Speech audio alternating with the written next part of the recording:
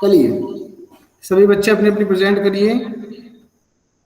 हम देख रहे हैं सिविक्स में फर्स्ट चैप्टर है पावर शेयरिंग। पावर शेयरिंग देखो, जैसा कि हम हर बार कहते हैं, आप अगर किसी चीज के बारे में जानना चाहते हैं, समझना चाहते हैं, तो आपको क्या करना होता है, उन चीजों के बारे में फोकस करना होता है। जैसे मैं आपसे कहता हूं कि जब किसी चीज के बारे में आपको जानना हो तो उसके वर्ड पे जाना चाहिए हमें। इससे पहले कि हम इस चैप्टर को शुरू करें, कुछ जरूरी चीजें हैं जो हमें पहले जाननी है। जैसे कि पावर शेयरिंग का जो मीनिंग है, ये हमें वर्डिंग पे जाके हम इसको समझ सकते हैं। जैसे पावर, पावर का मतलब हम कहते हैं शक्ति को, धन, बुद्धि, मन, भुजबल। देखो बल कई प्रकार का होता है, पावर कई प्रकार का होता है, जिसको हम सीधी भाषा में बल कह सकते हैं। तो जैसे हिंदी में बल होता है, तो बल कई प्रकार का होता है, जैसे कि भुजबल, भुजाओं का बल, मति बल, बुद्धि का बल, मनोबल, मन का बल, धन बल, धन का बल, है ना। तो इस प्रकार से यहाँ जो पावर शेयरिंग है, हमारा ये जो वर्ड है, इसमें पावर शब्द का मतलब यहाँ पे एक तरह से कुछ करने का या कुछ जिम्मेदारियां निभाने का या फिर प्रशासन को चलाने का, वो जो पावर है उससे संबंधित है। और इस पावर का मतलब यहाँ पे है सत्ता। समझना इस बात को, यानी सत्ता को पावर कहा जाता है। सत्ता का मतलब सीधे भाषा में हम कह सकते हैं गवर्नमेंट। सत्ता का सीधा मतलब हम कह सकते हैं गवर्नमेंट। और गवर्नमेंट देखो, अब यहां से आप इस चीज को पूरी तरह से समझ जाएंगे कि पावर शेयरिंग का मीनिंग क्या है। गवर्नमेंट का मतलब हम क्या समझते हैं, गवर्नमेंट एक सिस्टम है। और सिस्टम किसके लिए है, ये सिस्टम है हमारी डिजायर्स के अकॉर्डिंग, हमारी नीड्स के अकॉर्डिंग, हमारी जो बेसिक नीड्स हैं उसके लिए हमने क्या किया, एक सोसाइटी में, एक हमारे देश में, एक हमारे कंट्री में या हमारे स्टेट में एक सिस्टम सेटअप किया। वो सिस्टम है गवर्नमेंट। ये सिस्टम क्या करता है, देखो सिस्टम कई प्रकार का होता है, जैसे कि डेमोक्रेसी है, जैसे कि मोनार्की है, या फिर डिक्टेटरशिप है। तो ये एक अलग अलग सिस्टम है। तो हमने जिस सिस्टम को अपनाया, वो सिस्टम कौन सा कहलाता है, आप बताइए मुझे। हमने गवर्नमेंट का जो सिस्टम अपनाया है, वो सिस्टम कौन सा है, बताइएगा जरा, बताइए। मैं लिखूं इसमें, बताऊं कौन सा है। डेमोक्रेटिक, डेमोक्रेसी है। वेरी गुड, राइट आंसर है इसका डेमोक्रेसी। हमने किस सिस्टम को अपनाया, बताइए। डेमोक्रेसी को अपनाया। अब डेमोक्रेसी का बेसिक क्या है, देखिए अब समझना, पावर शेयरिंग का मतलब बहुत अच्छे से समझ में आएगा। अब डेमोक्रेसी का असली मीनिंग क्या है, तो यहां देख सकते हैं इसको। डेमोक्रेसी में यहां लिख रहा हूं, डेमोक्रेसी। डेमोक्रेसी में दो शब्द हैं, एक का मतलब है डेमो, दूसरे का मतलब है क्रेसी। देखो ये डेमो, इसका मीनिंग समझने के लिए बता रहा हूं आपको। डेमो का मतलब एक तरह से होता है कि हम किसी चीज को मॉडल रूप में लें या वो एक आदर्श रूप में माना जाए। और क्रेसी का मतलब यहाँ पे है ब्यूरोक्रेसी, जैसे कि हमारा शासन करने का तरीका। तो एक ऐसा शासन करने का तरीका है जो आदर्श से समाज में कैसा है, और ये बात हम मानते भी हैं। डेमोक्रेसी हमारे आसपास के वातावरण में, हमारे आसपास के कंट्रीज में, सभी कॉन्टिनेंट्स में अगर आप देखेंगे तो it is a model structure of a government. Democracy को एक मॉडल स्ट्रक्चर माना जाता है। तो जब बात डेमोक्रेसी की करते हैं, तो इसका बेसिक जो है डेमोक्रेसी का, यानी अगर पावर की बात करें कि डेमोक्रेसी में जो पावर होता है, सत्ता जो होती है, वो पावर किसके हाथ में है, बताइए किसके हाथ में है, बताइए किसके हाथ में है। गवर्नमेंट, गवर्नमेंट के हाथ में। डेमोक्रेसी की जो पावर है वो किसके हाथ में है, बताइए जरा। डेमोक्रेसी की जो पावर है, वो पावर किसके हाथ में है। प्रेसिडेंट। नो, सही जवाब नहीं दे रहे हो। पीपल। अरे आपको मैंने हर बार कहा है, आप समझिए इस चीज को। हमारी जो सरकार है, जिस सरकार में हम हैं, हमारी जो गवर्नमेंट है, ये डेमोक्रेटिक गवर्नमेंट है। डेमोक्रेटिक गवर्नमेंट का जो सही पावर है, असली पावर जो है, वो किस में है, लोगों में है। कैसे है, आपने कहा चलो आप ही के जवाब से बताता हूं। आपने कहा कि प्रेसिडेंट में है, ठीक है, प्रेसिडेंट में है। प्रेसिडेंट, अगर हम प्रेसिडेंट की बात करें, प्रेसिडेंट को कौन चुनता है या कौन इलेक्ट करता है? तो जो भी हमारी लेजिस्लेटिव होती है, जो हमारे एमपीज होते हैं, वो मिलकर के प्रेसिडेंट को चुनते हैं। तो हम कह सकते हैं कि एमपीज, और एमपीज को कौन चुनता है? तो एमपीज को हम लोग चुनते हैं, हम यानी पीपल ऑफ इंडिया। तो किसके हाथ में है पावर? बताइए किसके हाथ में है पावर? पीपल के हाथ में। लोगों ने अपने डिजायर्स के अकॉर्डिंग, अपनी नीड्स के अकॉर्डिंग एक गवर्नमेंट बनाई है, और उस गवर्नमेंट को ये अथॉरिटी दी है, ये एक राइट दिया है कि आप हमारे लिए, आप हमारे हित के लिए, या आप हमारे प्रॉफिट के लिए, आप हमारी डिजायर्स के लिए, हमारी बेसिक नीड्स को पूरा करने के लिए आप काम करेंगे। इसके बदले में हम आपको जो राइट है ये चीज करने का, वो आपको दे रहे हैं। और ये राइट क्या है? गवर्नमेंट है। और गवर्नमेंट को ही आज हम देखो, सत्ता में कितनी पावर है आप कहेंगे? रूलिंग पार्टी है। देखो आपने हमेशा पढ़ा है, पार्लियामेंट है, पार्लियामेंट में कई प्रकार की पार्टीज के जो मेंबर्स होते हैं वो इलेक्शंस के द्वारा अपनी सरकार बनाते हैं। तो कई प्रकार की पार्टीज होती हैं, पार्टीज के मेंबर्स होते हैं। अब वो क्या करते हैं? इलेक्शन में खड़े होते हैं, लोग उनको वोट करते हैं, वो रूलिंग पार्टी में बनते हैं। यानी ऐसा होता है जैसे कि हमारे भारत की बात करें, 545 से 552 तक के मेंबर हो सकते हैं, ठीक है, 552 मेंबर हो सकते हैं। इसमें से 292 मेंबर्स मान लो बीजेपी के हैं। तो इन्होंने क्या किया? मेजोरिटी हासिल की। मेजोरिटी का मतलब आपको पता होना चाहिए, 50+1 होना चाहिए, 50% +1। जितनी आपके पास सीट है उसका 50% +1। तो आप टोटल लगाइए, 272 प्लस होना चाहिए, 272, यानी 272 से ज्यादा होनी चाहिए आपके पास। बीजेपी को 292 मिली, तो इसका मतलब क्या हुआ कि सरकार किसकी होगी? बीजेपी की होगी। तो सत्ता किसे मिलेगी? बताइए, कौन सी पार्टी को?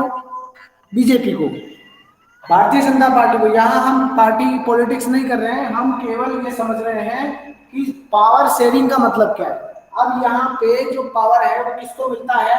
जनता अपना जो पावर है, अब पावर का मतलब क्या है इसको समझिएगा। यहाँ थोड़ा सा केवल ये पार्टी का मतलब केवल ये है कि इलेक्शन के द्वारा कैसे वो सरकार बनाते हैं। अब देखिए पावर का मतलब यहाँ पे कहा, पावर का मतलब एक आपने सत्ता देख लिया, दूसरा देखिए, क्योंकि डेमोक्रेसी में लोग क्या करते हैं? लोग अपनी सरकार चुनते हैं, किसके माध्यम से चुनते हैं? तो हम कहेंगे इलेक्शन के माध्यम से चुनते हैं। इलेक्शन में वो क्या करते हैं? वोट करते हैं। और वोट का मतलब क्या समझते हैं हम? कि 1 वोट 1 पर्सन 1 वैल्यू। एक वोट का मतलब एक वैल्यू है। तो इसका मतलब ये भी हो रहा है कि भारत में जो इक्वेलिटी है वो वोट में भी है, यानी लोगों को समान अधिकार दिया गया है कि वो जितने भी वोट करेंगे उनको बराबर बराबर माना जाएगा। तो देखो सबसे बड़ी वैल्यू हो गई किसमें? वोट में। तो कई बार हम कहते हैं ना कि हमें वोट करना चाहिए, मतदान करना चाहिए, क्योंकि सरकार बनाने का जो जो ताकत है, जो सत्ता की जो ताकत है ना, वो हमारे वोट में है। हम वोट के माध्यम से एक सही कैंडिडेट को जिता सकते हैं, एक बुरे कैंडिडेट को जिता सकते हैं, एक सही कैंडिडेट को हरा भी सकते हैं। एक अच्छा कैंडिडेट होगा लेकिन वो हार भी सकता है अगर उसे सही वोट ना मिले तो। और एक बार मैंने आपको लोकतंत्र का एक गड्ढा भी बताया था, अगर आपको याद हो तो। पावर शेयरिंग में ये चीजें बहुत जरूरी है समझना, उसके बाद में हम टॉपिक पे बात कर लेंगे। बेटा मीनिंग समझ में आई आपको पावर की? Yes sir. आप अब ये कह सकते हैं कि पावर का मतलब क्या है? बताइएगा जरा, पावर का मतलब क्या है ना? यहाँ पावर का मतलब सत्ता है, सत्ता मतलब गवर्नमेंट, और गवर्नमेंट किसके द्वारा बनती है? लोगों के द्वारा बनती है। लोग वोट करते हैं और गवर्नमेंट बनाते हैं, वही गवर्नमेंट। अब देखो, जब लोगों ने अपने वोट के माध्यम से गवर्नमेंट को एक पावर दे दिया है, वो दे दिया कि आप इसी हिसाब से ये काम कर सकते हैं। अब पावर शेयरिंग, अब शेयरिंग का मतलब ये होता है कि हमारी जो सत्ता है, हमें जो पावर मिला है, अब हम इसको किस तरह से आपस में डिस्ट्रीब्यूट करेंगे। आपस में हम एडमिनिस्ट्रेशन करने के लिए किस तरह से काम करेंगे। जैसे आपको मैं यूएस का एक एग्जांपल बताता हूँ। यूएस में क्या होता है, 3 प्रकार की आपको यहाँ पे पावर शेयरिंग का सिस्टम मिलेगा, और ये इंडिया में भी मिलेगा, आपको मैं बताऊंगा, जस्ट पहले समझिएगा। यूएसए में क्या होता है, एक तरफ तो लेजिस्लेटिव है, एक तरफ एग्जीक्यूटिव है। तो देखो, एक तरफ लेजिस्लेटिव, दूसरी तरफ है एग्जीक्यूटिव, और थर्ड तरफ कौन सी होगी, बताओ बताओ कौन सी होगी, याद रहना चाहिए, बताओ। जुडिशियरी। जुडिशियरी। देखो तीनों हो गई, फर्स्ट नंबर लेजिस्लेचर हो गई, दूसरी हो गई एग्जीक्यूटिव, और थर्ड हो गई जुडिशियरी। अब जो लेजिस्लेटिव है यूएसए में, इसके दो क्या कहेंगे हाउसेज है। एक है हाउस ऑफ रिप्रेजेंटेटिव, इसको बोला जाता है, क्या बोला जाता है बताइए, लिखते जाइए बेटा आप लोग, हाउस ऑफ रिप्रेजेंटेटिव। क्या बोला जाता है, हाउस ऑफ रिप्रेजेंटेटिव। इसके बाद में दूसरा जो है उसको बोला जाता है सीनेट। दूसरे को क्या बोला जाता है, सीनेट। समझ में आया होगा कुछ? Yes sir. इसके बाद में एग्जीक्यूटिव। एग्जीक्यूटिव में दो, एग्जीक्यूटिव में है दो, एग्जीक्यूटिव में दो कौन कौन है, एक है प्रेसिडेंट, एक कौन है प्रेसिडेंट, और दूसरा कौन है वाइस प्रेसिडेंट। एक में प्रेसिडेंट, दूसरे में वाइस प्रेसिडेंट। थर्ड में है जुडिशरी। जुडिशरी में कौन है, ऑल जजेस, जो भी जज है वहां के जो जस्टिस है वो इसमें होगा, जुडिशियरी सिस्टम होगा ये। तो तीनों क्लियर हो गए। अब देखिए पावर शेयरिंग कैसे हो रही है, समझिए। सत्ता किसके हाथ में है, यूएसए के हाथ में है, यूएसए की गवर्नमेंट के हाथ में है। गवर्नमेंट में अपनी पावर शेयरिंग कैसे कर रही है, देखिए कि बराबर के सभी को। अब देखो ये चीजें और आगे समझेंगे हम, ये डीपली है थोड़ा सा, केवल सिस्टम को समझना है। इसमें तीनों तरीके से है, लेजिस्लेचर है, हाउस ऑफ रिप्रेजेंटेटिव और सीनेट, एग्जीक्यूटिव में प्रेसिडेंट और वाइस प्रेसिडेंट, जुडिशरी में जजेस, यानी टोटल जस्टिस सिस्टम। इसके बाद रब करूंगा, इसको लिख लिया होगा सभी ने, नोट कर लिया बेटा सभी ने? Yes sir. देखो ये है लेजिस्लेटिव, जो जिसके दो भाग हैं, कौन कौन से हैं, हाउस ऑफ रिप्रेजेंटेटिव और सीनेट। एग्जीक्यूटिव में प्रेसिडेंट और वाइस प्रेसिडेंट, और जुडिशरी में ऑल जुडिशरी। इसके बाद में हम बात कर रहे हैं इंडिया की। अब बात किसकी करेंगे, इंडिया की। इंडिया का सिस्टम कैसा है, देखिए इंडिया में अगर एडमिनिस्ट्रेशन का सिस्टम देखना चाहें कि भारत में कैसा होता है, तो आपको देखो टिक पे होना चाहिए। मैं लिखूं उससे पहले आपको लिख लेना है। देखिए कितने बच्चे हैं जो मुझसे पहले लिख लेंगे इस सिस्टम को। लेजिस्लेटिव, लेजिस्लेटिव के दो हैं, कौन कौन से हैं, अपर हाउस है, लोअर हाउस। वेरी गुड, शाबाश। अपर हाउस है, लोअर हाउस, ये अपने दो हाउसेज हैं। अब देखो अपर हाउस कौन सा है, इसको एक दूसरा नाम और कहेंगे, बताइए क्या नाम है, राज्यसभा। राज्यसभा। शाबाश, राज्यसभा। और लोअर हाउस को क्या कहेंगे, लोकसभा। लोकसभा, वेरी गुड, लोकसभा, शाबाश। देखो इस तरह से आपको टिक पे होना चाहिए, अगर ऐसा है इसका मतलब आप पढ़ रहे हैं, समझ रहे हैं। अब देखो ये हो गया अपर हाउस और हो गया लोअर हाउस। एग्जीक्यूटिव, एग्जीक्यूटिव में कौन होगा बताइए, एग्जीक्यूटिव में कौन होता है बताइए, आईएएस आईपीएस। एग्जीक्यूटिव में कौन होगा बताइए। अरे देखो सिंपल सा समझो, ये सर का है, हाँ करवाते हैं सर, बोलिए। रूल्स को सर फॉलो करवाते हैं, रेगुलेट करवाते हैं सर। हाँ तो कौन होंगे वो, ऐसे कौन लोग हैं, आईएएस आईपीएस। देखो जितने भी आपको इस चीज को समझिए। पहली बात तो इन तीनों में अगर आपको ऐसे समझना है कि सुप्रीम कौन है, तो इन तीनों को मैं एक फॉर्म में बता देता हूँ, यहाँ से और यहाँ से, तो आपको बीच में कोई डाउट नहीं रहेगा। क्लियर हो गया। इन तीनों का जो सर्वे सर्वा होता है उसे कहा जाता है प्रेसिडेंट। क्या कहा जाता है, प्रेसिडेंट। प्रेसिडेंट। अब बात करते हैं, ये पार्लियामेंट का है, लेजिस्लेचर से जब बात करें लेजिस्लेटिव की जैसे ही बात हो जाती है तो आप समझिए ये पार्लियामेंट है। और पार्लियामेंट का काम क्या है, दो हाउसेज है, दोनों का काम क्या है, नियम कानून बनाने का काम है, ठीक है, making of the laws. Executive का काम है अप्लाई द लॉज, जो कानून बनाए गए हैं उनको अप्लाई करने का काम है। तो ये काम कौन करवाते हैं, तो सबसे पहले तो जैसे प्राइम मिनिस्टर हो गया, प्राइम मिनिस्टर और उसकी काउंसिल हो गई, यही तो अप्लाई करवाएंगे उन चीजों को। और साथ में हम कहेंगे जितने भी सिविल सर्वेंट्स हैं, जितने भी सिविल सर्वेंट्स होंगे वो सभी इसी का पार्ट होंगे। जितने भी एग्जीक्यूटिव होंगे हमारे सारे, जैसे आप देखते हैं अखिल भारतीय सेवाएं जो होती है उसके जो अधिकारी होते हैं वो सब एग्जीक्यूटिव का पार्ट होते हैं। समझ रहे हो मेरी बात को? जितने भी सिविल सर्वेंट होते हैं ना, जितने भी सिविल सर्वेंट होते हैं वो सब एग्जीक्यूटिव का पार्ट होते हैं।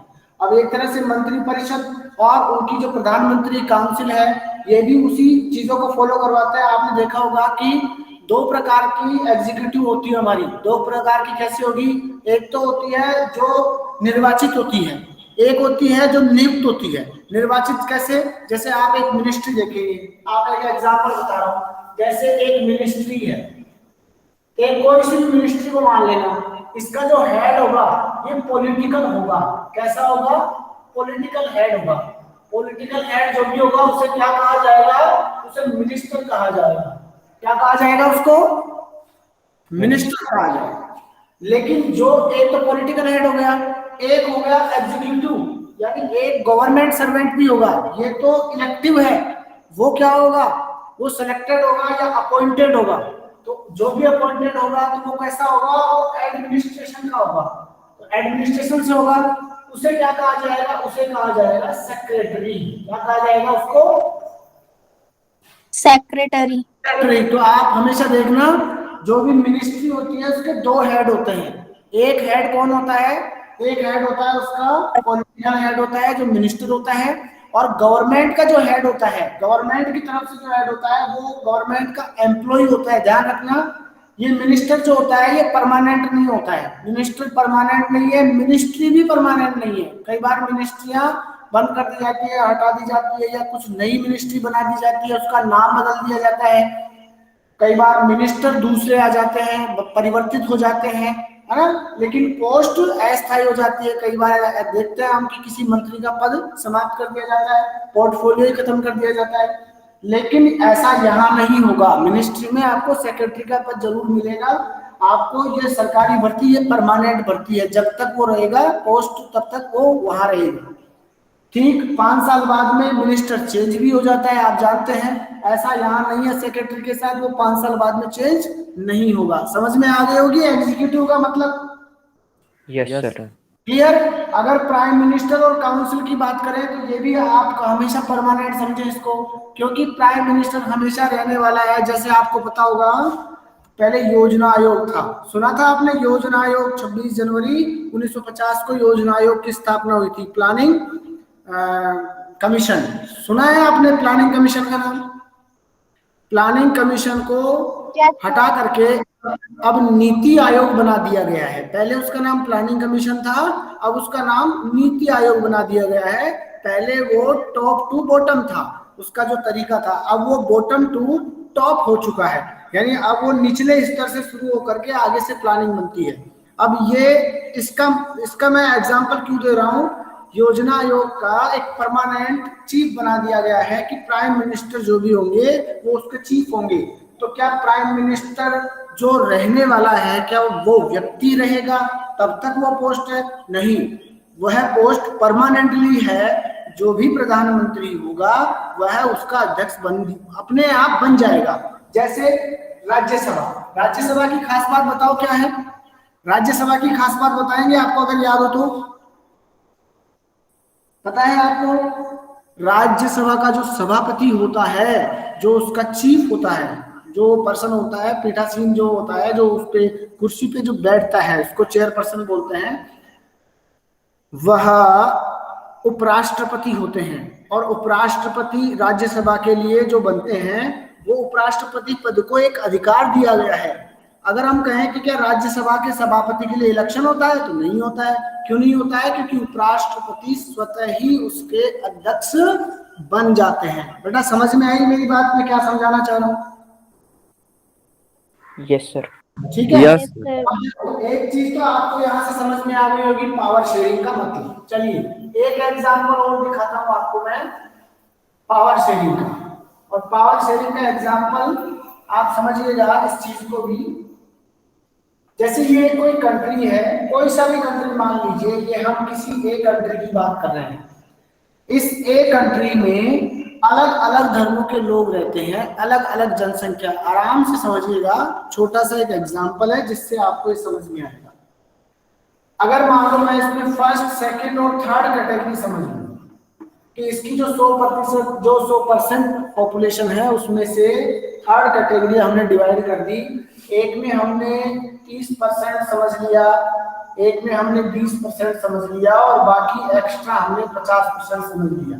मेजरली ये फर्स्ट और सेकंड कैटेगरी यहाँ की टोटल एथनिक ग्रुप है। यहाँ की एथनिक का मतलब होता है एक जाति के हैं। 30% लोग एक जाति के हैं जो सबसे ज्यादा है, उसके बाद 20% है और उसके बाद 50% लोग हैं जो कई जातियों के हैं जिनका एक फिक्स कोई रेशो नहीं है। इस जनसंख्या के हिसाब से यहाँ की कोई गवर्नमेंट है। अब यहाँ की गवर्नमेंट में देखो पॉपुलेशन में क्या होता है, जैसे अगर मैं ये कहूँ कि इन तीनों के आपस में हम तुलना करें, कैसे कि सबसे ज्यादा पॉपुलेशन किसकी है, तो इस वाले पार्ट की है सबसे ज्यादा पॉपुलेशन। लेकिन कई बार क्या होता है कि ज्यादा जो जनसंख्या वाला या ज्यादा रेशो वाला जो पार्ट है वो यूनिटी में है, और यूनिटी में होने की वजह से क्या होता है, जो सत्ता है वो हमेशा इसी के हाथ में रहती है। जैसा कि एक एग्जांपल है श्रीलंका का। श्रीलंका का एग्जांपल क्यों है? श्रीलंका में दो प्रकार की जातियां हैं, एक जाति है सिंगल और दूसरी है तमिल। सिंगल जाति का जो रेशियो है वो ज्यादा है वहां पे, तो ये हमेशा प्रभुत्व जाति में वहां रहती है, और जो तमिल है वो बहुत कम है। तो ये दो एग्जांपल आपकी बुक में भी दे रखे हैं, तो वहां भी आप समझेंगे, और यहाँ भी मैंने एक एग्जांपल के थ्रू समझाया है कि पावर शेयरिंग में कई बार हमें ऐसा देखने को मिलता है, कोई एथनिक ग्रुप होता है उसका प्रभुत्व उस देश में रहता है, तो पावर शेयरिंग का सबसे अच्छा फॉर्मूला कौन सा माना जाए, या पावर शेयरिंग की कौन सी ऐसी चीजें हैं जिन पे हमें ज्यादा फोकस करना चाहिए, यहाँ मैं आपके साथ कुछ शेयर करूंगा, वहां से आपको ये चीज समझ में आएगी। तो देखिएगा बेटा, मैं आपको यहाँ शेयर कर रहा हूं, जैसे ही शेयर हो मुझे बताना।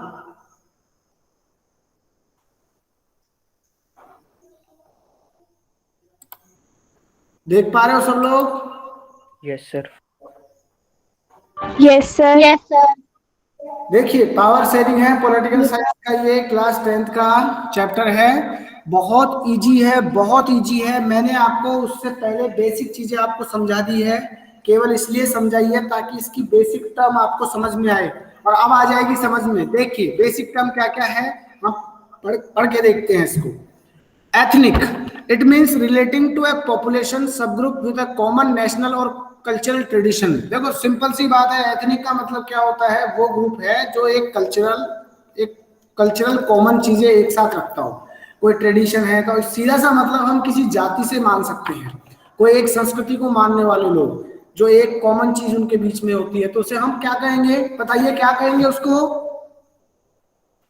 Sir ethnic. एथनिक कहेंगे, ठीक है बेटा। समझ में आ रहा है ना आपको चैप्टर? ऐसी कोई बात है, ऐसी नहीं है कि आपको कुछ समझ में नहीं आ रहा हो कि ये कौन सी चीज है, पावर शेयरिंग या फिर सिविक्स की ये सब चीजें क्लियर है ना सभी को?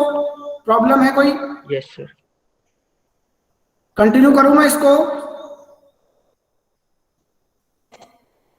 Yes sir. चलिए देखिए आगे, देखिए इसी को मेजोरिटरीनिज्म यानी मेजोरिटी, ये मेजोरिटी से बना है। मेजोरिटी का मतलब होता है ज्यादा संख्या में, अधिक संख्या में। और जब मेजोरिटी के आधार पर, जैसे मैंने आपको एक एग्जांपल बताया, एक बार बोर्ड की तरफ देखिए, ब्लैक बोर्ड की तरफ देखिए, दिखाई देगा आपको।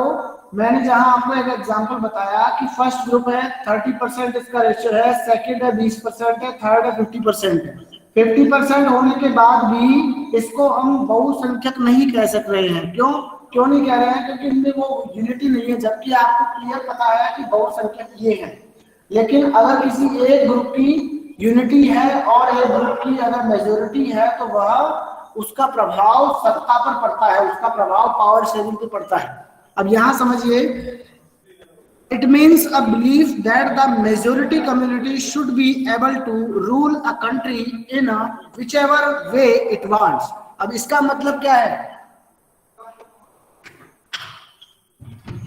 इसका मतलब सीधा सा ये है, इसका मतलब ये बताया जा रहा है कि मेजोरिटीनिज्म का मतलब ये है कि जिस कम्युनिटी की या जिस ग्रुप की मेजोरिटी ज्यादा है तो ये मान्यता है कि वही रूल करने के योग्य है उस कंट्री में, और जैसा वो चाहता है वैसा वो कर सकता है।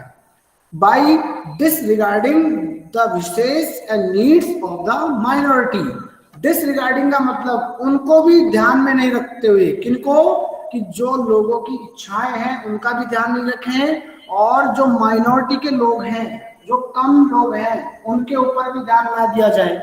तो ऐसा करते हुए भी अगर वो रूल करते हैं तो ये उनके लिए ये एक मान्यता मानी जाती है इस तरह की विचारधारा में। किस तरह की विचारधारा में?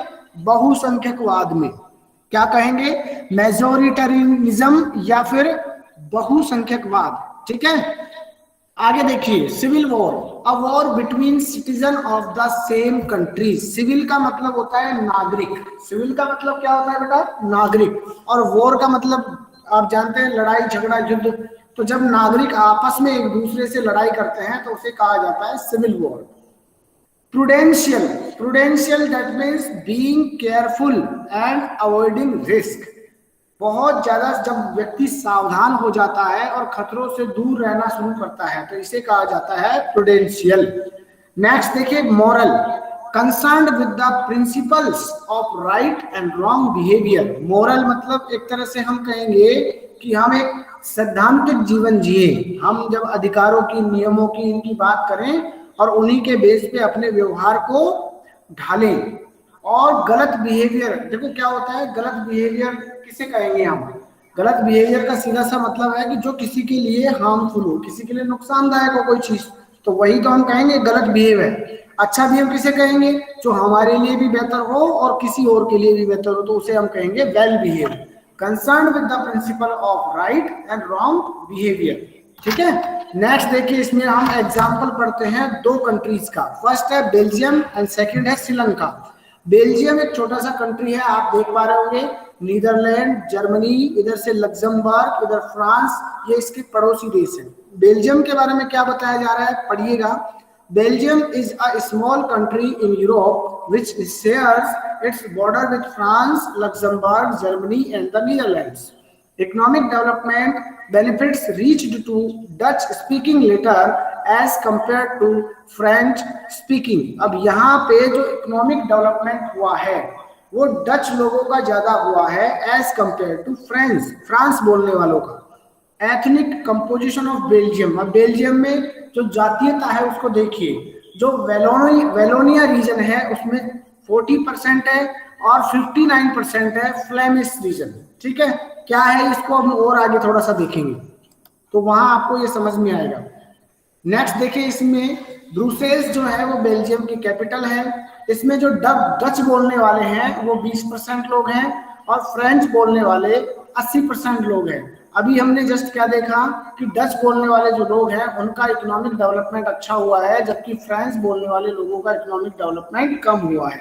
There exist tension between Dutch and French speaking community. यहाँ पर ये चीज भी बताई जा रही है कि इनके बीच में क्या है, टेंशंस है आपस में, भाषा के संबंधी, या ये भाषा जो बोलने वाले लोग हैं इनके बीच में, इन कम्युनिटीज के बीच में कन्फ्लिक्ट है। Dutch speaking people constitute minority इन ब्रुसेल्स। अब यहाँ पे हम ये भी देख रहे हैं कि जो ब्रुसेल्स है इसमें डच जो कम्युनिटी है वो माइनॉरिटी की तरह है। यहाँ पे एक एग्जाम्पल दिया गया है, what are other words for ethnic. अगर एथनिक के लिए हम कोई दूसरा वर्ड का इस्तेमाल करें तो क्या कह सकते हैं? National, tribal, cultural, ethnical, traditional, racial, heathen, pagan, pagan, heathenish या इंडिजीनियस। ये एक एग्जाम्पल के लिए बताया गया है। अब यहाँ पे एक एग्जाम्पल देखिए, आपको एक पिजन को दिखाया गया है जो एक कैप पहने हुए हैं, यानी एक डिग्री की एक कैप होती है, इसको हैट बोलते हैं, और चश्मा लगा करके दिखाई दे रहा है। देखो गूगल्स पहने हुए हैं साथ में, और गले में कुछ लगा रखा है। इसका मतलब क्या है, ये एक एथनिकल बताया जा रहा है कि जो अपने ट्रेडिशंस के साथ है, अपनी चीजों को के साथ उसे अच्छा लगता है। तो जो ट्रेडिशनल लोग होते हैं वो इसी तरह से रहते हैं। अब बेल्जियम और श्रीलंका की दोनों की बात हो रही है। अब बात करते हैं श्रीलंका की। पहले वहां देखा हमने बेल्जियम में क्या है, सबसे ज्यादा कम्युनिटी किसकी है बताइए? बेल्जियम में फ्रेंच स्पीकिंग है ना, फ्रेंच लर्नर्स बहुत कम है, डच। अब बेल्जियम, अब दूसरी है श्रीलंका। अब श्रीलंका का देखना है। Sri Lanka is an island nation. Sri Lanka Bharat के दक्षिण में है, few kilometres of the southern coast of Tamil Nadu. Tamil Nadu के जो सदर्न कोस्ट है, जो दक्षिणी जो तटीय इलाका है, उससे थोड़ी दूर है। देखा हुआ है ना आपका श्रीलंका? दिखाऊं क्या आपको श्रीलंका? आपका देखा हुआ होगा, ऐसी बात नहीं है, आपने मैप में देखा होगा जरूर। नेक्स्ट देखिए इसको, तमिल स्पीकर्स आर सब ग्रुप इनटू। अब देखो यहाँ जो तमिल स्पीकर्स है, यहाँ पे दो प्रकार के लोग हैं मेजरली, आप यहाँ देख पा रहे होंगे। एथनिक कंपोजिशन ऑफ श्रीलंका, 74% यहाँ सिंगल स्पीकर हैं जो बुद्ध धर्म को मानने वाले हैं। इसके बाद 18% लोग हैं जो तमिल स्पीकर्स हैं, हिंदू और मुस्लिम को मानने वाले हैं। इसके बाद 7% बोथ हैं जो क्रिश्चियन हैं, यानी देखिए यहाँ बुद्ध धर्म को मानने वाले 74 हैं। उसके बाद 18% हिंदू और मुस्लिम है, बाकी है जो क्रिश्चियन है 7%। अब जो तमिल है, तमिल बोलने वाले हैं, इनमें से 5% तमिल हैं, 5% भारत के तमिल हैं, और 13% श्रीलंका के ही हैं जो नॉर्थ और ईस्ट के हैं। ठीक है, श्रीलंकन तमिल। अब श्रीलंकन जो तमिल हैं ये वहां के नेटिव हैं, यानी इनको हम कहेंगे ये वहीं उसी देश के हैं। और इंडियन तमिल वो है जो प्लांटेशन वर्कर थे, जो ब्रिटिश टाइम में, कॉलोनियल पीरियड में ब्रिटिशर्स क्या करते थे, जब चाय के बागान होते थे या मसाले के जब प्लांटेशन होते थे, तब अपने यहाँ के लोगों को मजदूरी के लिए वहां लेके जाते थे। अब ऐसा तो है नहीं कि राजस्थान के लोगों को लेकर जाएंगे, बताओ कौन से एरिया के लोगों को लेके जाएंगे? जो एरिया उनके बिल्कुल नजदीक होगा, पास का होगा, तो पास से ही तो मजदूरों को लेके जाएंगे। तो तमिलनाडु के यहाँ से या फिर आंध्र प्रदेश या फिर इधर केरल के आसपास के एरियाज के यहाँ के लोगों को श्रीलंका ले जाया गया। अब ये वहां जाकर के रह गए, और वहां इन्होंने अपने घर बनाए, जो भी है जैसी भी व्यवस्थाएं हैं वहां पे ये रहने लग जाते हैं। अब क्या होता है श्रीलंका में? इन 1984 Sri Lanka became an independent country. 1948 में वहां कॉलोनियल रूल खत्म हो जाता है, 47 में हम आजाद होते हैं, 1948 में इनको आजाद कर दिया जाता है और एक इंडिपेंडेंट कंट्री बनती है। It adopted Mediterranean measures to establish single supremacy. अब इन्होंने क्या किया, श्रीलंका में सिंगल जाति की प्रभुसत्ता को बनाए रखने के लिए इन्होंने एक पैमाना लागू करवाया, एक ऐसी सत्ता स्थापित करी जिसके बेस पे सिंगल कम्युनिटी को supremacy milli. श्रीलंका's Tamils started feeling alienated due to the adoption of the following measures by the Sri Lanka's government। अब देखो कुछ ऐसे प्रावधान किए गए जिसकी वजह से श्रीलंका में जो भारत के जो तमिल थे या और जो लोग तमिल थे, यानी कुल मिला के सिंगल को इन्होंने सुप्रीमेसी का खिताब दिया कि ये सुपीरियर है, और बाकी की जो तमिल हैं उनके साथ कैसा बर्ताव किया गया। तो जरा एग्जांपल देखिए, 1956 में एक एक्ट पास करवाया गया। An act was passed which made Sinhala as an official language। Sri Lanka की जो ऑफिशियल लैंग्वेज होगी वो कौन सी होगी? सिंगल होगी। और preferential policies favoured Sinhala applicants for university position and government jobs. और प्रेफरेंशियल मतलब होता है कि प्रेफर कर देना, अपनी जो नीतियां थी उनमें सिंगल कम्युनिटी को प्रेफरेंस दिया गया कि जो भी यूनिवर्सिटी की जो पोस्ट होंगी और जो गवर्नमेंट जॉब्स होंगी उनमें सिंगल कम्युनिटी को प्रेफरेंस दिया जाएगा। नेक्स्ट देखिए इसमें श्रीलंका में, Sri Lankan Tamil launched parties and struggle to give official status to Tamil language. अब श्रीलंका में क्या होता है, पार्टीज लॉन्च होती है, और इस चीज के लिए संघर्ष किया जाता है कि तमिल लैंग्वेज को भी ऑफिशियल स्टेटस मिलना चाहिए। They seek freedom and equality for Tamil speakers. वे आजादी के लिए और समानता के लिए जो तमिल स्पीकर्स हैं उनके लिए ध्यान देने की बात कहते हैं। All such demands, including formation of independent Tamil Eelam, was denied. जितनी भी उनकी डिमांड थी, जितने भी तमिल लोगों की डिमांड थी, उन सबको डिनाइड कर दिया गया, मना कर दिया गया। It led to civil war between two communities, which killed thousands of people. और ये वजह रही कि उनके बीच में क्या हो गया, सिविल वॉर हो गया। और सिविल वॉर के बारे में बताया था मैंने अभी जस्ट। बताइए जरा सिविल वॉर का मतलब क्या है, क्या होता है सिविल वॉर का मतलब? सर एक ही कंट्री में सर दो अलग अलग कम्युनिटी सर जब वॉर करती हैं तब। वेरी गुड, क्या बात है, बहुत अच्छे। जब एक ही कंट्री हो उसी में अलग अलग कम्युनिटीज के लोग आपस में एक दूसरे से लड़ते हैं। जैसा, चले एग्जांपल बताइए विवेक, जैसे कि हिंदू मुस्लिम। वेरी गुड, हिंदू मुस्लिम, जैसे कि बौद्ध सिख, जैसे कि सामने एग्जांपल है उसको बताइए, जैसे कि सिंघल और तमिल। क्लियर? देखिए, this ended in 2009 but it affected social, cultural and economic lives of the people. ये जो सिविल वॉर है ये 2009 को खत्म हो गया, लेकिन इसकी वजह से समाज में, उनकी संस्कृति में और उनकी अर्थव्यवस्था में इसका बहुत बुरा असर दिखाई दिया। यहाँ एक डायग्राम, एक पिक्चर है, इसमें दिखाया गया है श्रीलंका में जो सिविल वॉर हुआ है उस समय की कंडीशन यहाँ पे बताई गई है, जिसको आप यहाँ देख सकते हैं। दिखाई दे रहा है सभी को? यहाँ दिखाई दे रहा होगा। ये लिबरेशन टाइगर्स ऑफ तमिल इलम उस समय की घटना है। ये वो एरिया है और ये वो एरिया है जहाँ पे सिविल वॉर होता है। दिखाई दे रहा है सिविल वॉर का एरिया आपको? Yes sir. यस तो कितना बड़ा एरिया है श्रीलंका का जो उस समय अफेक्टेड हुआ है। चलिए आगे देखते हैं। Accommodation in Belgium. अब बेल्जियम की समझदारी देखते हैं या बेल्जियम की व्यवस्थाएं देखते हैं। बेल्जियम कहाँ समझदारी रखता है, चलिए देखते हैं। Between 1970 and 1993 Belgian leaders amended their constitution 4 times. 1970 से लेके 1993 तक का वो समय है जब बेल्जियम के जो लीडर्स हैं उन्होंने अपने संविधान में लगभग 4 बार संशोधन किया। The elements of the Belgian model. अब इनके जो बेल्जियम का जो मॉडल है उसका मॉडल को देखते हैं, इनका एडमिनिस्ट्रेशन या वहां का सिस्टम कैसा है। देखिए, first number of Dutch and French speaking ministers shall be equal in the central government. ये कहा गया। देखिए अब समझिए इस बात को। अमेंडमेंट जो हुआ है उसके बाद में क्या हुआ है कि जो फ्रांस और जो डच बोलने वाले हैं इनके जो मिनिस्टर होंगे इनकी संख्या कैसी होगी सेंट्रल गवर्नमेंट में, बताइए कैसी होगी? कैसी होगी? इक्वल होगी, है ना। बोलिए, आप जब आपसे जब बोलने के लिए कहा जाए तब आप बोला कीजिए। देखिए आपको खुद को भी समझ में आना चाहिए कि हाँ हमें समझ में आ रहा है। Thus, no single community can make decision unilaterally। यानी अब क्या कर दिया गया, देखिए संविधान में संशोधन हुआ 4 बार और पहला संशोधन क्या होता है इसमें, पहले संशोधन के तहत ये कहा जाता है कि डच और फ्रेंच स्पीकिंग जो बोलने वाली जो कम्युनिटी है उनके जो मिनिस्टर्स हैं वो सेंट्रल गवर्नमेंट में बराबर रखे जाएंगे। और कोई भी अब सिंगल कम्युनिटी कोई भी डिसीजन अनलिटरली का मतलब होता है कि ऐसा नहीं है कि कोई दूसरी कम्युनिटी के अगर कोई मेंबर्स नहीं है तो वो कोई भी डिसीजन ले लिया, ऐसा नहीं है। अब दोनों बराबर से ही डिसीजन ले पाएंगी।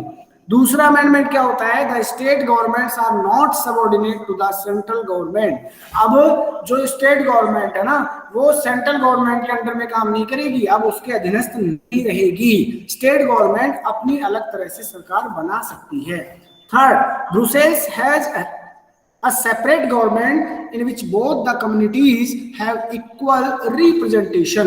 अब ब्रुसेल्स में जो उसकी कैपिटल है बेल्जियम की जो कैपिटल है ब्रुसेल्स, तो ब्रुसेल्स में अब एक सेपरेट गवर्नमेंट होगी, एक अलग से गवर्नमेंट बनेगी और उस गवर्नमेंट में दोनों कम्युनिटियों को बराबर से रिप्रेजेंटेटिव उनके चुने जाएंगे। There also existed community government which is elected by people belonging to one language community। और अलग से भी उनकी एक गवर्नमेंट होगी कम्युनिटी की गवर्नमेंट होगी, जो कि उन्हीं की एक जो लैंग्वेज वाली जो कम्युनिटी है उसको वोट दे सकेगी। क्लियर हो गया आपको? 4 अमेंडमेंट हो गए इसमें। बेल्जियम में ये सुधार हो चुका है।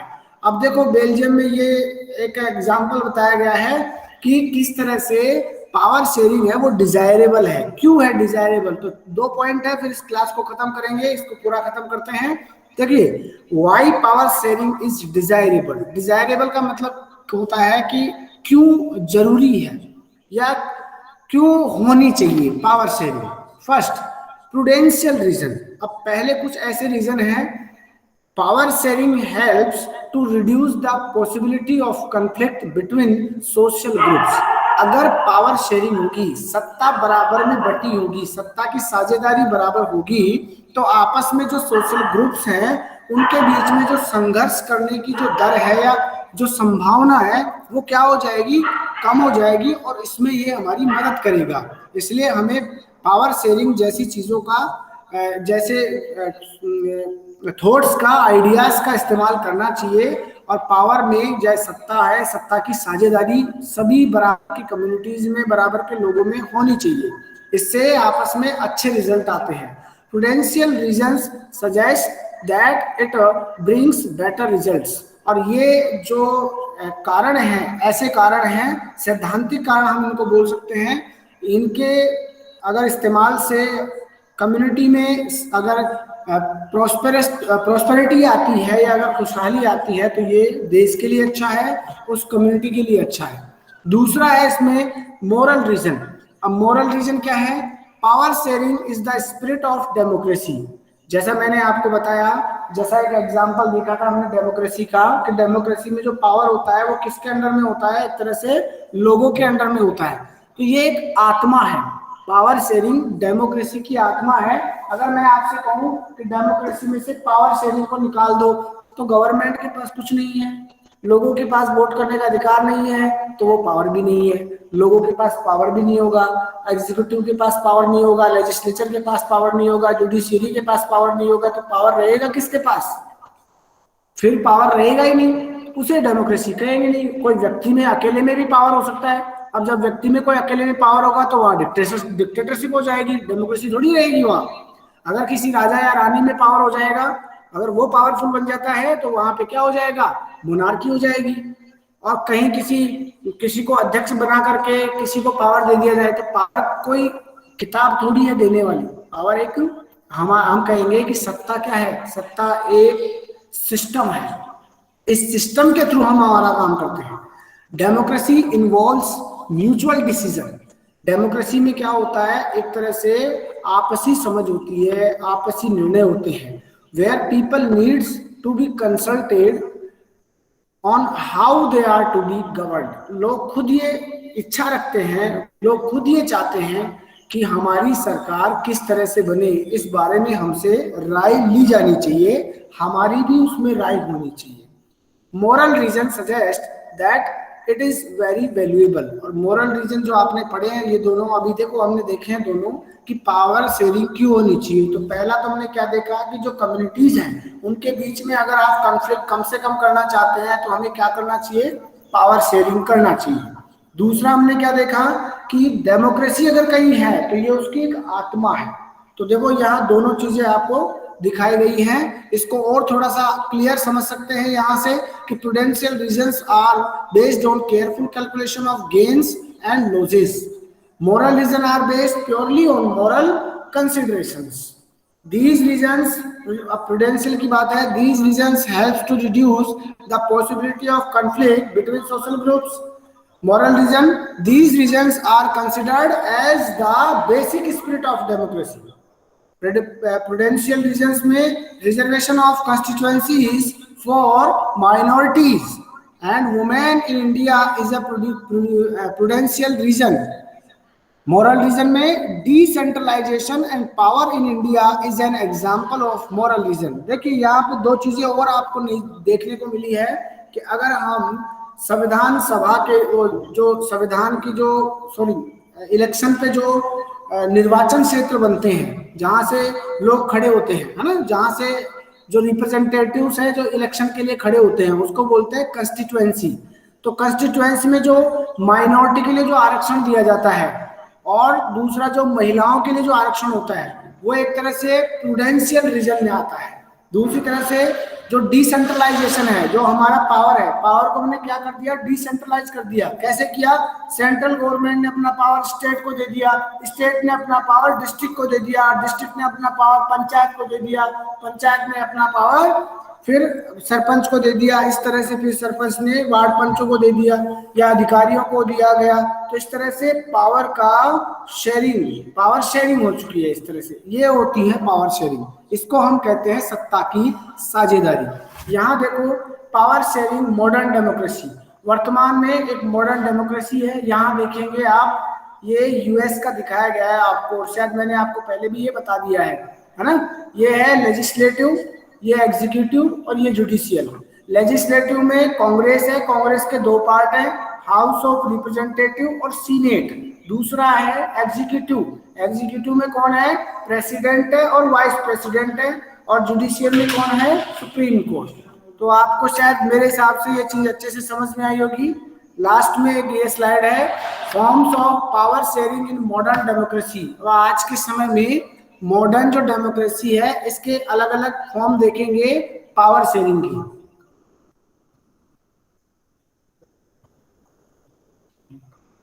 एक क्लास हो रही उसके बाद देखिए फर्स्ट नंबर देखिए और समझते जाएंगे। यहां से देखो ये एग्जांपल है ना बेटा, आपको क्लियर कर देंगे, अच्छे से सुन लीजिए, समझ लीजिए। 2 मिनट की बात है, ज्यादा टाइम नहीं लूंगा मैं, समझ लेना, फिर इसको मैं शेयर भी कर दूंगा आपको।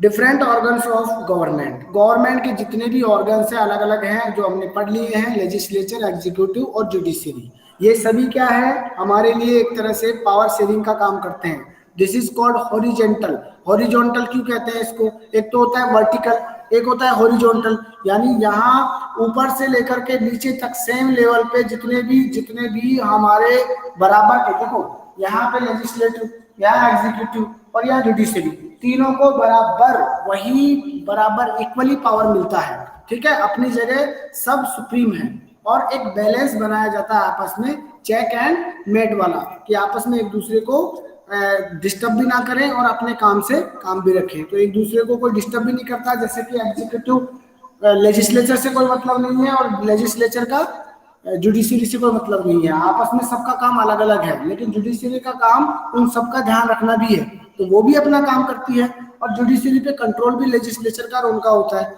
यानी आपस में कंट्रोल भी करते हैं और बैलेंस भी बनाए रखते हैं। सेकंड देखिए, governments are different level.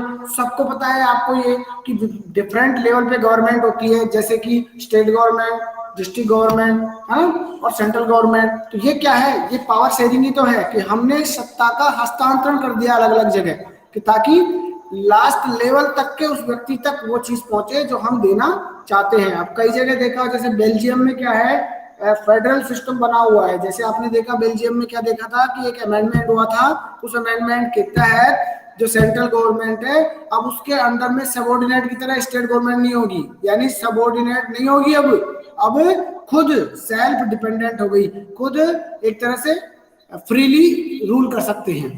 Third है इसमें social group, it includes religious and linguistic groups. For example community government, अगर मान लो कम्युनिटी गवर्नमेंट है, जैसे हमने बेल्जियम में देखा कि वहां पे एक गवर्नमेंट ऐसी भी बनाई गई जो कम्युनिटी की हो, कम्युनिटी के लोग ही उसमें वोट करते हो, तो सोशल ग्रुप है ना, उसके बेस पे भी हम ये अरेंजमेंट कर सकते हैं। In some countries there are constitutional and legal arrangements whereby socially weaker sections and women are represented in the legislature and administration। कई बार ऐसा अरेंजमेंट किया जाता है जहां पे कुछ लोग सोशली रूप से वीकर होते हैं, तो क्या उनके लिए अलग से रिप्रेजेंटेशन दिया जाता है, उनको अलग से लेजिस्लेचर और एडमिनिस्ट्रेशन में अलग से उनको इनवाइट किया जाता है, या उनके लिए अलग से सैंक्शन किए जाते हैं। तो क्यों किए जाते हैं वो? ताकि पावर शेयरिंग हो, ताकि हर एक तबके की बात हम तक पहुंचे। बात समझ में आ रही होगी। पावर शेयरिंग का मीनिंग क्या है? असली मीनिंग है ताकि हर एक व्यक्ति की आवाज वहां तक पहुंचे, हर एक व्यक्ति का प्रतिनिधित्व वहां तक पहुंचे, क्योंकि गवर्नमेंट सबकी है, सत्ता सबकी है, पावर सबके हाथ में है। Political parties, pressure group. अब देखो, एक तो होता है पॉलिटिकल पार्टीज, एक पार्टी जिसकी सरकार है, अब दूसरी पार्टियां क्या करेंगी, वो दबाव बनाएंगी उसके ऊपर ताकि वो कोई गलत ना करे। गलत करते हैं तो उसकी आलोचना करते हैं, अच्छा काम करते हैं तो उसमें भी मीन मेट निकालते हैं। क्यों निकालते हैं? ताकि वो रेगुलर लगे रहे। प्रेशर ग्रुप, दबाव समूह, आपस में दबाव लगा करके भी काम किए जाते हैं। और मूवमेंट्स, कई बार देश में देखा होगा कि कोई कानून, कोई घटना कोई ऐसी हो जाती है तो पूरा देश एकत्र हो जाता है, आंदोलन खड़ा कर देता है। कई बार पार्टियां आंदोलन कर लेती हैं, कई बार समूह, कोई इंस्टीट्यूशन, कोई संस्था या कोई ऐसा व्यक्ति एक आंदोलन के रूप में खड़ा हो जाता है। तो ये सब चीजें जो होती है ना, ये भी एक तरह से हमें ये बताती है कि भले ये डायरेक्टली पावर शेयरिंग ना हो, लेकिन हो सकती है जब when two or more parties form an alliance to contest election, if elected they form a coalition government। आपको पता है जब कई पार्टियां एक जगह मिल जाती हैं तो कोalition की गवर्नमेंट बना लेते हैं। तो ये हम नहीं कह सकते कि वो पावर शेयरिंग नहीं कर रही है, उनके हाथ में पावर नहीं है। भले विपक्ष में हो, भले अगेंस्ट क्यों ना हो, कि उसके पास भी पावर हो सकता है। तो ये चीजें हैं, आपने समझी, सीखी। तो आशा करता हूं कि आपको ये चैप्टर समझ में आया होगा। अब आपको क्या करना है बेटा, इसी चैप्टर को आपको रीड करना है, अपनी बुक से इसको रीड करिए ताकि आपको और क्लियर हो। ठीक है ना? Yes sir. चलिए ठीक है बेटा, यस दीजिए अभी के लिए। Thank you, have a nice day.